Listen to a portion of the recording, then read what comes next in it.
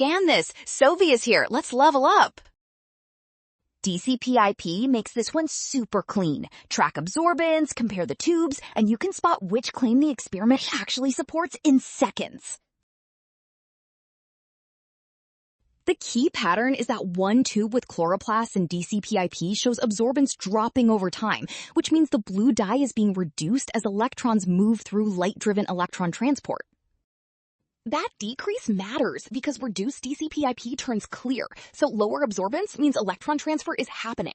When DCMU is added, that drop is blocked, showing the chain itself gets interrupted. In contrast, the foil wrap tube does not show the same absorbance decrease, so without light, electrons are not transferred to reduce DCPIP. Well done! Option A. Scan now. Don't rush signs, trust the given results, and check each comparison before claiming what the experiment proves.